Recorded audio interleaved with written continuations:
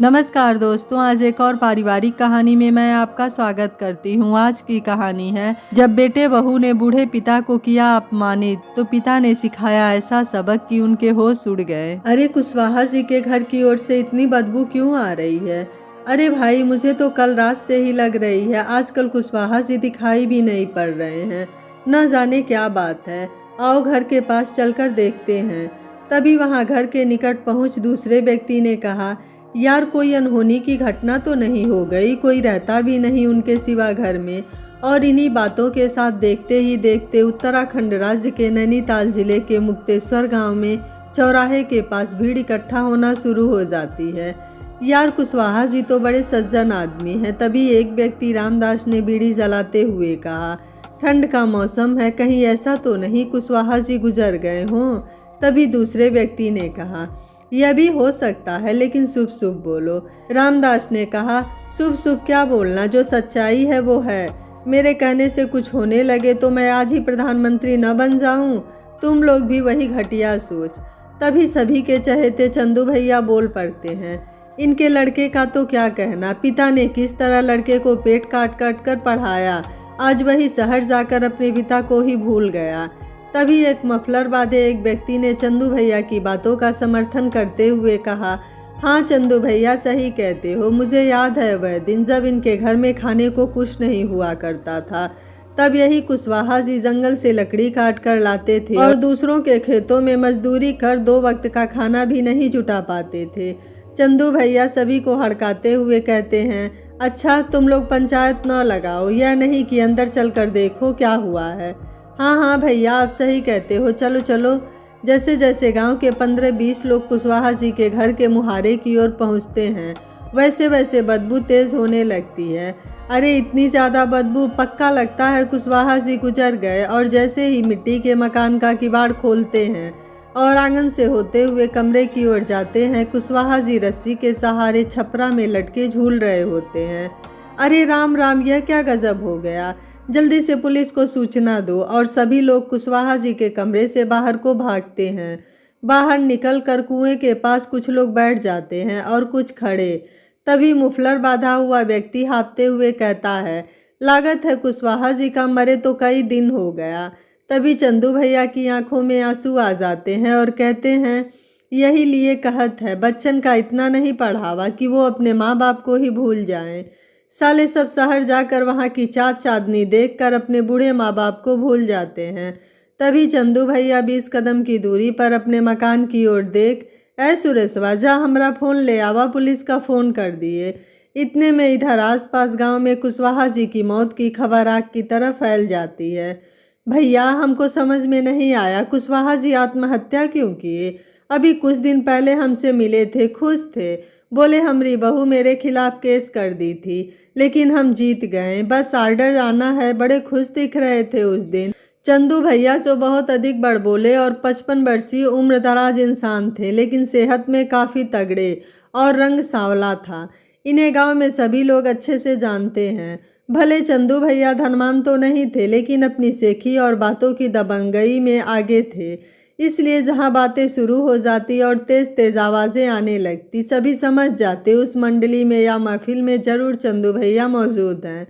चंदू भैया दबंगई के साथ बोलते हैं, भले केस जीत गए हो, लेकिन जिस उम्र में पिता को बेटे की ज़रूरत होती है, अगर उस उम्र में अकेला पड़ जाए तो बेचारा अपनी मौत के इंतज़ार के सिवा क्या करेगा। ऐसे बच्चों को मार देना चाहिए, लेकिन अपना खून है तो बेचारे माँ बाप क्या करें।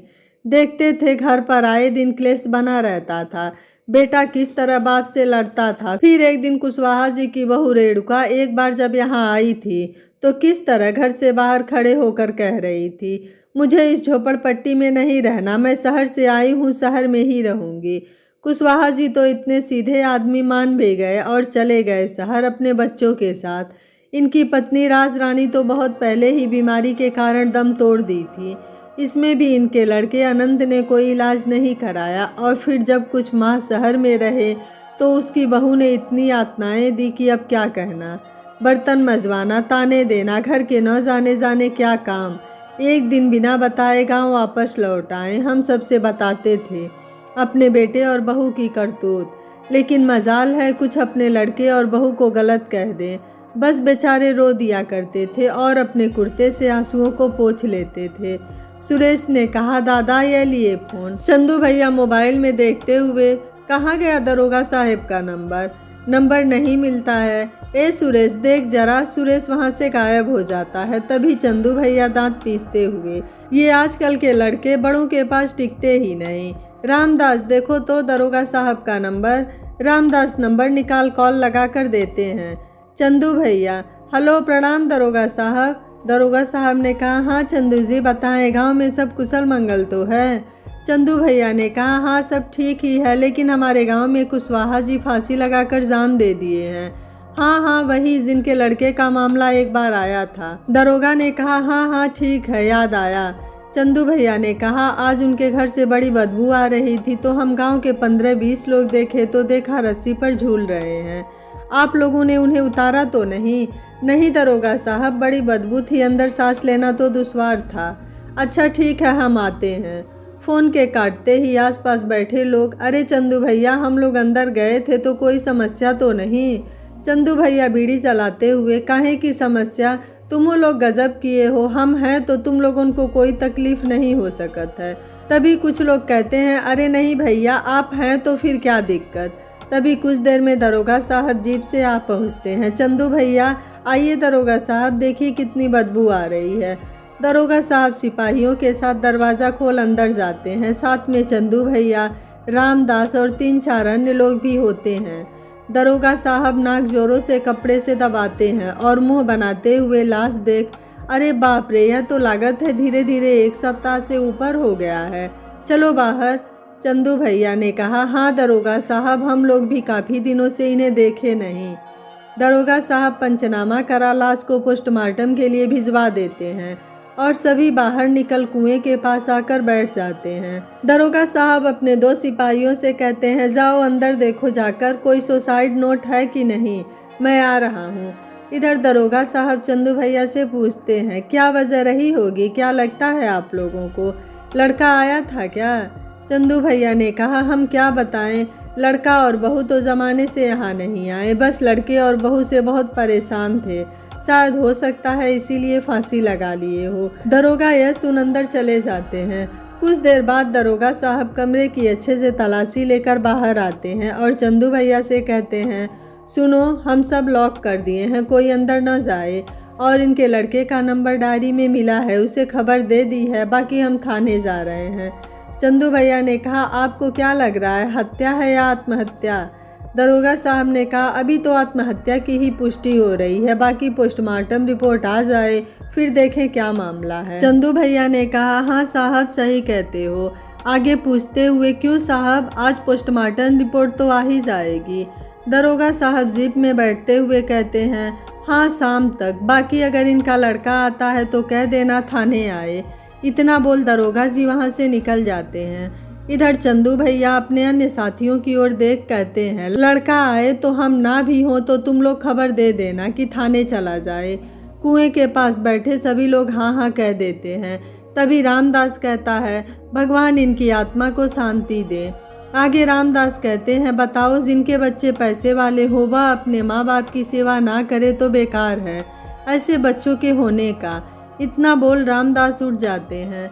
चंदू भैया की भी आंखों में आंसू आ जाता है और कहते हैं, बताओ कुशवाहा मेरा दोस्त कितना हिम्मती आदमी था, सोचो जब फांसी लगाने जा रहा होगा तो मन में उसके कितनी पीड़ाएं, कितने दर्द होंगे।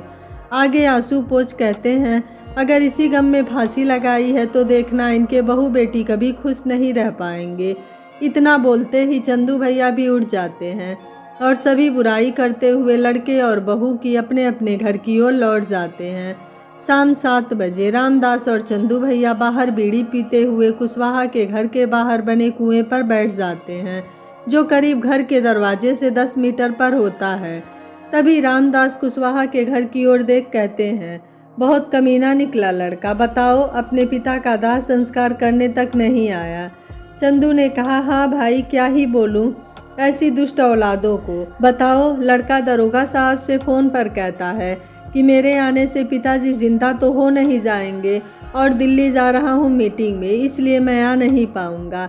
आप दाह संस्कार करा दीजिए, मैं आपके खाते में पैसे भिजवा देता हूँ। रामदास ने कहा, कुकर्मी बेटे ऐसे ही तो होते हैं, और रिपोर्ट में तो सुसाइड आया है। चंदू हवा में धुआं छोड़ते हुए कहते हैं, सब ऊपर वाले का खेल है, सब अच्छा ही रास्ता है। हाँ, आत्महत्या है, भगवान आत्मा को शांति दे। और तुम्हारी बहू के क्या हाल हैं? अब तबीयत तो ठीक है ना?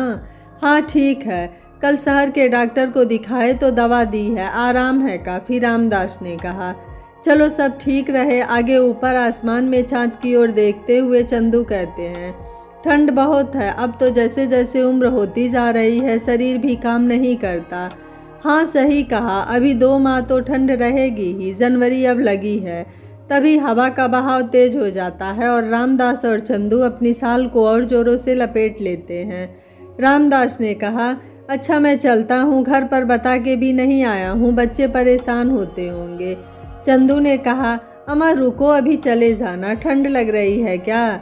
बात ठंड की नहीं है, बहुत देर से निकला हुआ हूँ, अभी 2 घंटे पहले जब शमशान से आया था तो पंडित जी पकड़ लिए, वहाँ भी बहुत देर तक गपशप होती रही।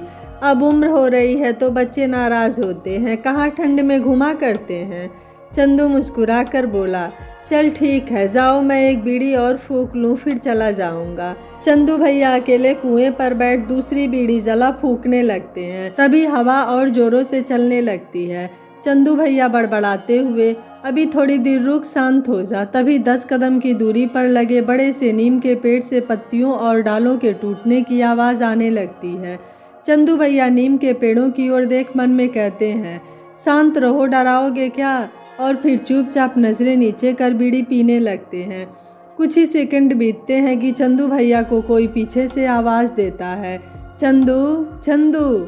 चंदू भैया ऐसी अजनबी सी आवाज़ सुन पीछे को मुड़ते हैं तो देखते हैं कोई नहीं है। तभी चंदू भैया सोच में पड़ जाते हैं कि किसने आवाज़ दी। मन को समझाते हुए कहते हैं, हो सकता है मुझे लगा हो। इतना सोच आगे फिर धुआं छोड़ बीड़ी फेंक देते हैं और उठ जाते हैं। और मन में सोचते हुए, भगवान मेरी बहू को खुश रखो, जब से बेटा गया है बेचारी अपने बच्चे के अलावा किसी से ठीक से बात ही नहीं करती।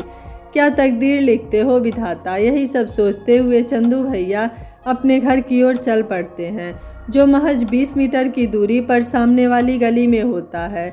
घर पहुंच लकड़ी का मोटा सा दरवाज़ा जिस पर चैन लगी होती है उसको खटकाते हुए, बहू दरवाज़ा खोलो। कुछ सेकंडों के बाद बहू दरवाज़ा खोल अंदर जाते हुए कहती है, पापा खाना निकाल दूँ?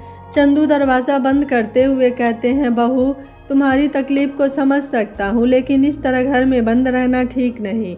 थोड़ा बाहर निकला करो, अगल बगल के लोगों से बतिया लिया करो। दरवाजे से ही लगा बाहर का कमरा चंदू का होता तो बिस्तर पर बैठ आगे कुछ बोलते, तब तक बहू अंदर खाना निकालने चली जाती है। तभी 8 साल का पोता खेलते हुए दादा के पास आकर बैठ जाता है और कागज़ में बनी आकृति दिखाते हुए कहता है, दादा दादा यह देखिए मैंने क्या बनाया है। चंदू देख कहते हैं, अरे यह तो सेना का जवान है। 8 साल का पोता सूरज कहता है, हाँ दादा, मैं भी बड़ा होकर पापा की तरह आर्मी में जाऊंगा और उन्हें यहाँ लेकर आऊँगा। चंदू की आंखों में आंसू आ जाता है और पोते को सीने से लगाकर अपने मन ही मन में कहते हैं, बेटा अगर आज तू होता तो अपने बेटे को देख, तेरा भी सीना गर्व से चौड़ा हो जाता। बेटा बोल, रो देते हैं। सूरज दादा की आंखों में आंसू देख, दादा आप रो क्यों रहे हो? चंदू आंखों से निकले आंसुओं को पोंछ कहते हैं, ऐसे ही निकल पड़े। अच्छा खाना खाया? हाँ मम्मी ने मुझे कब का खिला दिया, अब मैं सोने जा रहा हूँ। इतने में बहू सुनैना खाना लेकर आ जाती है। चंदू हाथ धुल खाने पर बैठ बहू से कहते हैं, जाओ कल पोते के साथ अपने मायके हो आओ, कुछ दिन वहाँ रह आओ तो मन बहल जाएगा। बहू पल्लू सर पर चढ़ा कहती है, नहीं क्या करना, अब जीना भी यही है और मरना भी। चंदू हाथ में लिया कौर रोक कहते हैं, 1000 बार बोला है मरने जीने की बात ना किया करो, तुम्हें समझ नहीं आता? 2 साल होने को हो रहा है, एक जिंदा लाश की तरह जिंदगी जी रही हो। मेरी चिंता मत करो, मैं खाना बनाकर खा सकता हूँ। तुम कल अपने मायके हो आओ, कुछ दिन वहाँ रहोगी तो अच्छा लगेगा। मैं अभी तुम्हारे भाई से बात करता हूँ। बहू ने कहा, क्या आप मुझे यहाँ से निकालना चाहते हैं? बहू कैसी बात करती हो, मैं तुम्हें बहू कहता हूँ, लेकिन जिस दिन तुम घर आई थी उसी दिन मैंने अपने बेटे की तरह तुम्हें भी अपना बेटा मान लिया था। मैं इसलिए जाने को कह रहा हूँ, वहाँ रहोगी तो मन बहलेगा और अच्छा भी लगेगा। इस तरह तुम्हारा शांत एक कमरे में रहना मुझे अच्छा नहीं लगता, और फिर यादों के साथ ज़िंदगी नहीं जी जाती बेटा। बहू उदास मन से कही, ठीक है, भैया को मैं फ़ोन कर देती हूँ। इतना बोल अंदर चली जाती है। चंदू खाना खाकर रजाई और सोने के लिए लेट जाते हैं। रात करीब 2 बजे तेज़ हवाओं के साथ जोरों से खिड़की खुल जाती है। खिड़की के आपस में लड़ने की आवाज़ सुन चंदू की आँख खुल जाती है और खिड़की की ओर देख, ये खिड़की कैसे खुली रह गई।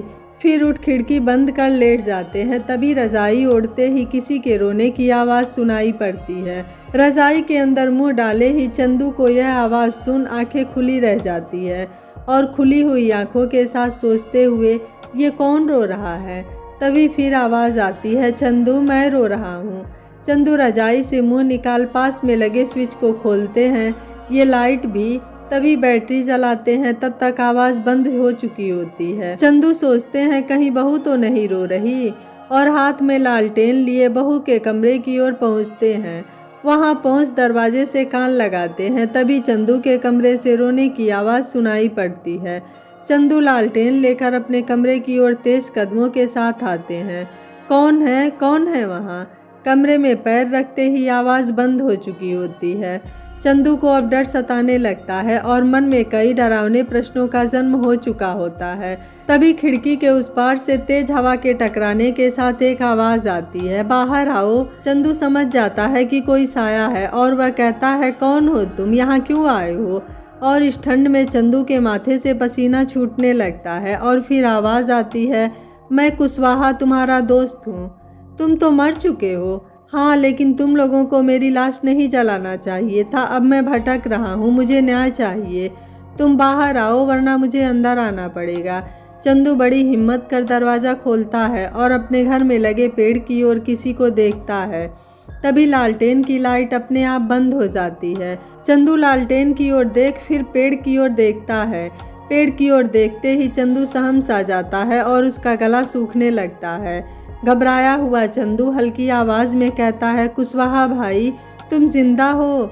इतना कहकर अपने कदम पीछे को बढ़ा लेता है। कुशवाहा की आत्मा जो सफ़ेद कपड़ों में होती है, वह मुंह घुमाए पेड़ों की ओर देख रहा होता है। तभी कुशवाहा भारी सी आवाज़ में कहते हैं, मत डरो चंदू भाई, मैं तुम्हें नुकसान नहीं पहुंचाऊंगा। चंदू के यह सुनते ही कुछ जान में जान आती है। तभी आगे हिम्मत कर कहता है, इसका मतलब कुएं के पास भी तुम ही थे। यार कुशवाहा, तुम आत्महत्या क्यों किए और तुम भटक क्यों रहे हो। हाँ, आत्महत्या ना करता तो क्या करता, घर में खाने को कुछ नहीं था। मेरा शरीर भी काम नहीं करता था। जो थोड़ा बहुत धन इकट्ठा कर रखा था वह पत्नी के इलाज में लग गया, और जो बचा भी था वो कोर्ट कचहरी में लग गया। मेरे बेटे और बहू को मेरी दशा पर तरस तक ना आई। तुम तो केस जीत गए थे, फिर क्या हुआ।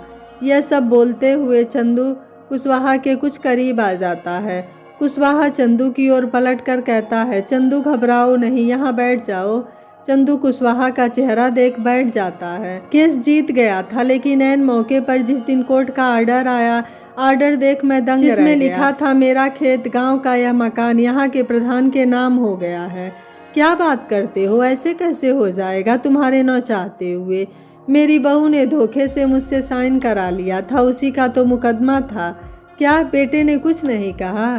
कहना क्या था, सब बेटे की चाल थी। वो सोचता था ऐसा करेंगे तो पापा शहर आके रहेंगे और घर के काम करेंगे। तभी कुशवाहा की आंखों से आंसू निकलता है, जिसका रंग खून की तरह लाल होता है और ज़मीन पर गिरते ही धुआं बन उड़ जाता है।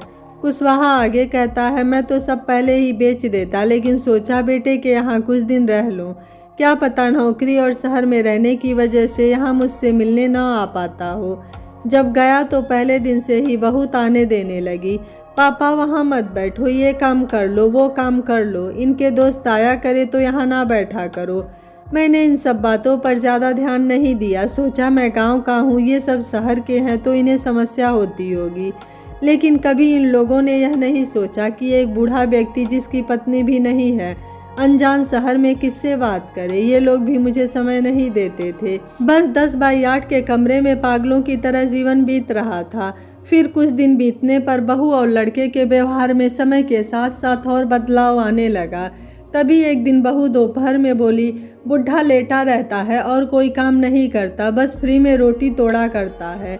यह बात सुन मेरे सीने में आग सी लग गई। बुढ़ापे में भी आंसू न रोक सका। बेटा कुछ नहीं बोलता था, चंदू उदास मन से बोला। वो क्या बोलेगा, नालायक। जब लड़का ही गाली देता हो तो बहू से क्या उम्मीद लगाना। पोता भी एक नंबर का दुष्ट, घर में सबको परेशान करता है। इन लोगों ने उसे बहुत शैतान बना रखा है। मुझे अब बस प्रधान बेटे और बहू से बदला लेना है। बेटे और बहू को मुझे अब उनके पिता होने का एहसास कराना है। बदला? अपनों से कौन बदला लेता है? और तुम यहाँ कैसे आ गए? चंदू ने कहा। बच्चे गलत कर सकते हैं तो पिता क्यों नहीं? क्या इसी दिन के लिए पाला पोसा और बड़ा किया था कि एक दिन अपने माता पिता को ही लात मार दो? इतना बोल चुप हो जाते हैं। आगे कहते हैं, जब मैं फांसी पर झूलने लगा तो कुछ ही सेकंडों में मेरी जान निकल गई। मरने के बाद भी यह एहसास होने लगा कि मरने से भी चिंताएं खत्म नहीं होती, बस शरीर साथ छोड़ देता है और रह जाता है एक दिव्य प्रकाश जो किसी को दिखाई नहीं पड़ता। तो तुम मुझे कैसे दिख रहे हो? बेमन मुस्कुराकर कुशवाहा बताता है। अतृप्त इच्छाएं वाली आत्माएं कुछ दिनों तक पृथ्वी पर भटकती रहती हैं। कुछ दिनों में अगर उनकी इच्छाएं पूरी हो जाती हैं तो उन्हें इस पृथ्वी लोक से मुक्ति मिल जाती है। क्योंकि मेरी इच्छाएं पूरी नहीं हुई थी और मेरे मन में अपने बेटे बहू और प्रधान के लिए इतनी नफरत है जो मैं तुम्हें बता नहीं सकता हूँ। और जब तक मेरा बदला पूरा नहीं हो जाता मैं अपने बेटे बहू को सबक नहीं सिखा लेता और मुझे न्याय नहीं मिल जाता, तब तक मेरी आत्मा इस धरती पर भटकती रहेगी। और मैंने अपनी अस्थियों को अपने घर में ही मटके में बंद करके रख दिया है। अब बस मुझे बदला लेना है, कुशवाहा ने कहा। कुशवाहा ने कहा, चंदू तुम मुझे इंसाफ दिलाने में और मेरे बेटे बहू और प्रधान को सबक सिखाने में मेरी मदद करोगे ना? चंदू ने कहा, अच्छा वकील ने क्या किया और इसमें प्रधान की क्या गलती? कुशवाहा ने कहा, सारा दिमाग तो प्रधान का दिया हुआ है, क्योंकि प्रधान चाहता था उसे मेरी ज़मीन मिल जाए जो रोड पर है, तो वह उस पर अपार्टमेंट बना सके और घर भी सस्ते दाम पर ले सके। और बात रही वकील साहब की, तो वो मेरे बेटे के हाथों बिक गया और मेरा जीता हुआ केस मुझे हरा दिया। सबको मार दूंगा। चंदू उदास होकर कहता है, अपने बेटे को भी मार दोगे क्या? ऐसा मत करना, जो उसने किया है उसकी सज़ा ईश्वर देगा। कुशवाहा गुस्से में मुस्कुरा कर कहता है, ऊपर वाला उसके पास इतना काम है, वो किस किस को देखे। न्याय के लिए कोर्ट कचहरी है, लेकिन दुर्भाग्य है कि गरीबों को न्याय नहीं मिल पा रहा। इतना बोल कुशवाहा और आग बबूला हो जाता है। चंदू ने कहा, तो फिर अब तुम क्या करोगे? अब ये तो मुझे भी नहीं पता कि मैं क्या करूँगा। बस मुझे इतना पता है कि कुछ ऐसा करना है ताकि इन दुष्टों को सजा मिल सके। जब तक मैं जीवित था पुत्र और बहू के मोह में फंसा था कि मेरा बेटा है और मेरी बहू है, लेकिन अब मैं इस बंधनों से आज़ाद हूँ। अब केवल मुझे न्याय चाहिए। इतना बोलते बोलते कुशवाहा चंदू के करीब आकर बैठ जाता है और कुछ सोचने लगता है। चंदू रोते हुए, यार कुशवाहा यकीन ही नहीं हो रहा तुम अब नहीं हो। रो नहीं मेरे भाई, जीवन का कोई पता नहीं कब क्या करवट ले ले। मैंने बहुतों को ऊपर गिड़गिड़ाते और तड़पते देखा है। व्यक्ति के कर्मों की सजा यहाँ ही मिलती है। आगे चंदू आंसू पोंछ, यदि तुम मेरे दोस्त ना होते तो मेरा क्या हाल होता। कितने डरावने से लग रहे हो वैसे तुम। कुशवाहा मुस्कुरा कर और फिर अपनी मुस्कुराहट को रोकते हुए, अच्छा सब बात हटाओ, तुम अपनी बहू का विवाह क्यों नहीं कर देते? अभी उसकी उम्र ही क्या है? हाँ भाई, सोच तो मैं भी रहा हूँ, क्योंकि उस बेचारी की 20 वर्ष की ही उम्र में शादी हो गई थी। आगे इतना बड़ा जीवन कैसे कटेगा उसका? फिर मेरा भी कोई अता पता नहीं कब तक जीवन साथ रहेगा। यदि मैं शादी के लिए उससे कहता हूँ तो वह हमेशा की तरह ना के अलावा कुछ कहेगी ही नहीं। समाज क्या कहेगा, मुझे इन सब चीज़ों से कोई मतलब ही नहीं। बस मेरा परिवार खुश रहना चाहिए। इसलिए सोच रहा हूँ कि वह किसी से शादी तो करेगी नहीं तो खेत बेच दूँ और जो पैसा मिलेगा बहू के नाम पर कर दूँ, ताकि वह अपनी और पोते की परवरिश अच्छे से कर सके। कुशवाहा ने कहा, क्यों? बेटे की शहादत पर सरकार ने पैसा दिया होगा ना? हाँ, लेकिन बहू ने कहा मेरे पति की शहादत का पैसा नहीं लूंगी और मना कर दिया। जबकि मैंने व अन्य सभी परिवार वालों ने उसे बहुत समझाया, लेकिन वह किसी की नहीं सुनी। कुशवाहा ने भावुक होकर कहा, बहुत ही स्वाभिमानी है तुम्हारी बहू, लेकिन स्वाभिमान और अच्छे रास्ते पर चलने वाले लोगों को बहुत तकलीफ मिलती है। लेकिन एक समय ऐसा आता है जब उनकी ख्याति, प्रसिद्धि और हर चीज़ उन्हें खुशी के मार्ग पर भी ले जाती है। अच्छा यह बताओ, खेत क्या करोगे बेचकर? उससे तो घर का खान पान व जीवन यापन तो अच्छे से हो ही रहा होगा। चंदू ने कहा, बेटे के जाने के बाद से जीवन में अब कोई खुशी बची ही नहीं है। घर में भी वीरानी छाई रहती है। तुम्हें तो पता ही है, तुमसे कोई बात तो छुपी नहीं है। बस घर में पोता है तो लगता भी है घर में कोई रहता है। और रही खेतों से जीवन यापन की बात, तो अकेला क्या क्या करूं? नहीं होता मुझसे अब इस उम्र में। कुशवाहा कुछ सोचते हुए, मैं तुम्हारी समस्याओं को हल कर दूंगा। ना तुम्हें खेत बेचना पड़ेगा और ना ही तुम्हें परेशान होना पड़ेगा। नीचे नजरें झुकाए चंदू ने कुशवाहा की बात को सुन तुरंत गर्दन उठाकर कहता है, वह कैसे? कुशवाहा ने कहा, बस मैं जैसा जैसा तुमसे कहूँगा तुम्हें वही अब करना होगा। इससे मेरा इंतकाम भी पूरा हो जाएगा और तुम्हारी समस्याओं का समाधान भी। कुशवाहा ने चंदू का डरा हुआ चेहरा देख हल्की सी मुस्कान के साथ कहा, यार चंदू भाई, तुम मुझसे मत डरो। हल्का मजाकिया अंदाज में, अब यमराज जी ने मुझे शरीर के बिना भेज दिया तो मैं क्या करूं? इतना बोलते ही दोनों के चेहरों पर मुस्कान आ जाती है।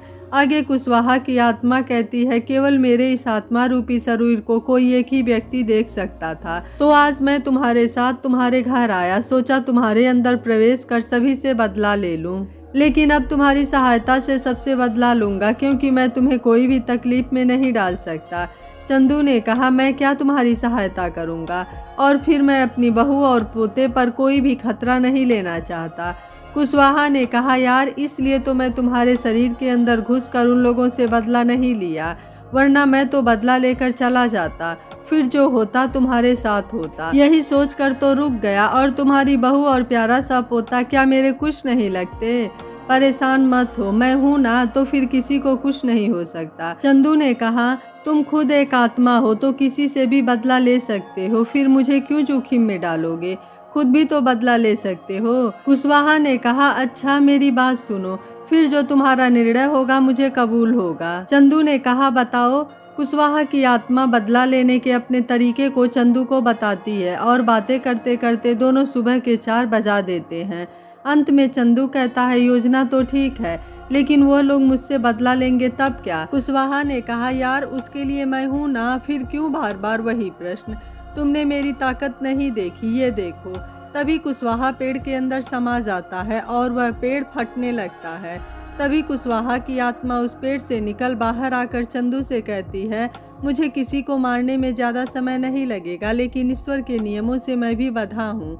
मैं तब तक किसी को नुकसान नहीं पहुँचा सकता जब तक वह मेरे कार्य में बाधा नहीं डालता। चंदू ने कहा, ठीक है, मैं सोचकर कल शाम को बताऊँगा, क्योंकि मुझे भी कुछ सोचना होगा। कुशवाहा ने कहा, ठीक है, जैसा भी हो शाम को मेरे घर पर आना। हाँ, अगर तुम्हारी ना भी होगी तो कोई बात नहीं, बस एक बात याद रखना, फ़ायदा इसमें तुम्हारा भी होगा।